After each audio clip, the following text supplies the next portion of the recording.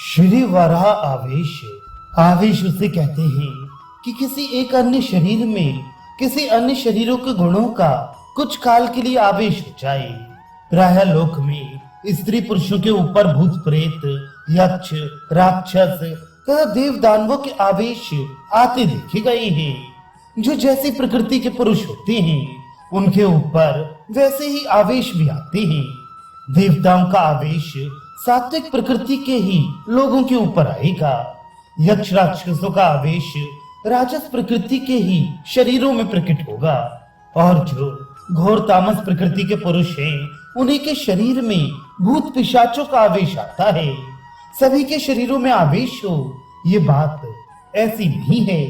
कभी किसी वृलेही शरीर में आवेश होता हुआ देखा जाता है। वे क्यों होता है और किस प्रकार होता है इसका कोई निश्चित नियम नहीं। जिस देव, दानव अथवा भूत पिशाच ने जिस शरीर को अपने उपयुक्त समझ लिया उसी में प्रवेश करके वह अपने भावों को व्यक्त करता है। इसके अतिरिक्त भगवान के कलावतार, अंशावतार आदि अवतारों के मध्य में एक आवेश अवतार भी होता है।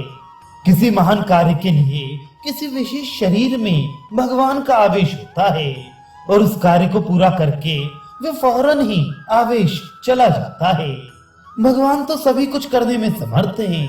उनकी इच्छा मात्र से बड़े बड़े दुष्टों का संहार हो सकता है, किंतु भक्तों के प्रेम के अधीन होकर उन्हें अपनी असीम कृपा का महत्व जताने के निमित्त तथा अपनी लीला प्रकट करने के निमित्त वे भांति भांति के अवतारों का अभिनय करते हैं।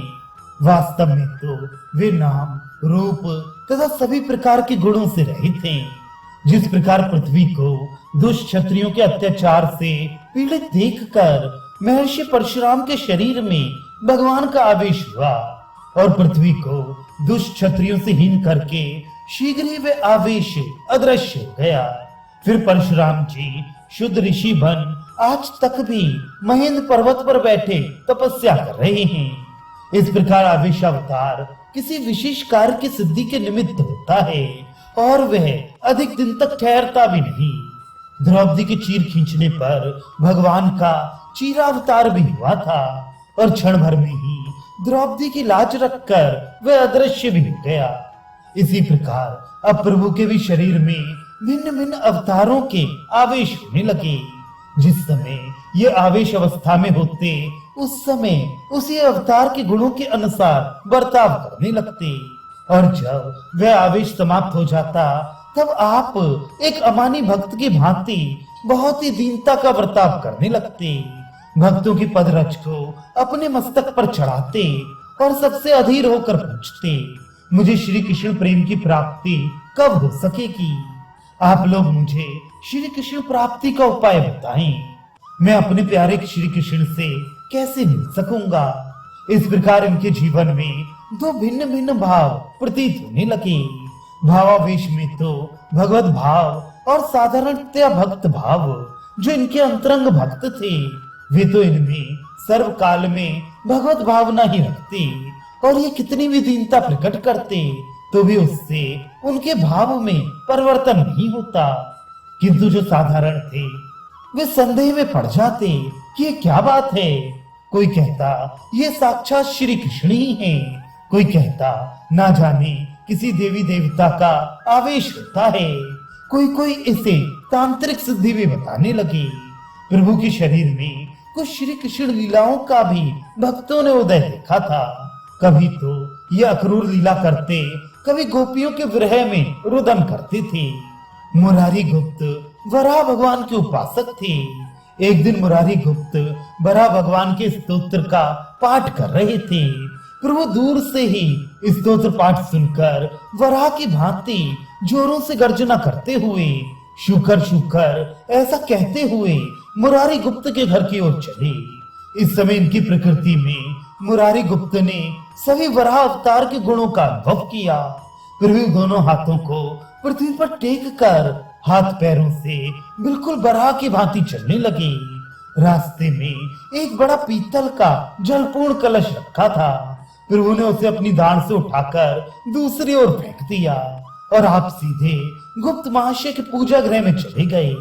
वहां जाकर आप आसनासीन हुए और मुरारी से कहने लगे, मुरारी तुम हमारी स्तुति करो। मुरारी ने हाथ जोड़े हुए अति दीन भाव से कहा, प्रभु आपकी महिमा वेदातीत है। वेद शास्त्र आपकी महिमा को पूर्ण रीत से समझ ही नहीं सकते। श्रुतियों ने आपका नीति नीति कहकर कथन किया है। आप अंतर्यामी हैं। शेष जी सहस्त्र मुखों से अहर्निश आपके गुणों का निरंतर कथन करते रहते हैं, तो भी प्रलय के अंत तक आपके समस्त गुणों का कथन नहीं कर सकते। फिर मैं अज्ञ प्राणी भला आपकी स्तुति कैसे कर सकूंगा।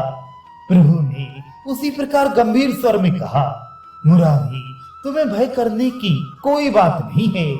जो दुष्ट मेरे संकीर्तन में विघ्न करेगा मैं उसका संहार कर डालूंगा। फिर चाहे वह कोई भी क्यों ना हो, तुम निर्भय हो। नाम संकीर्तन द्वारा मैं जगत उद्धार का कार्य करूंगा। ये कहते कहते प्रभु अचेत से हो गए और वहीं मूर्छित होकर गिर पड़े। कुछ काल के अनंतर प्रभु प्रकृतिस्थ हुए और मुरारी से फिर उसी प्रकार की अधीरता की बातें करने लगे।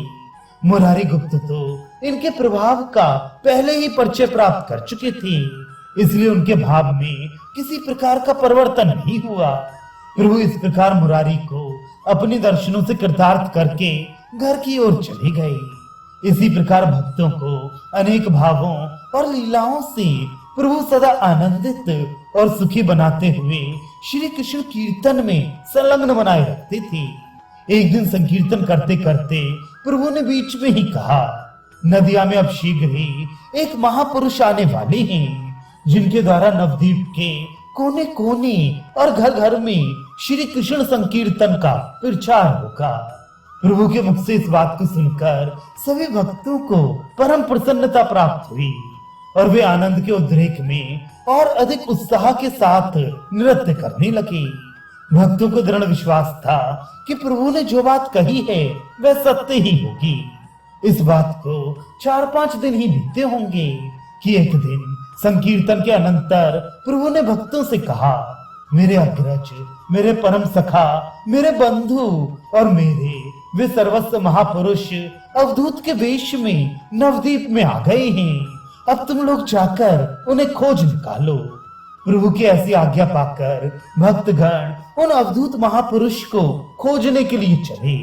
अब आपको उत्सुकता होगी कि ये निमाई के सर्वस्व अवधूत वेश में कौन महापुरुष थे। असल में ये अवधूत नित्यानंद ही जी थे, जो गौर भक्तों में निमाई के भाई निताई के नाम से पुकारे जाते हैं। इनके बारे में आगे बताएंगे।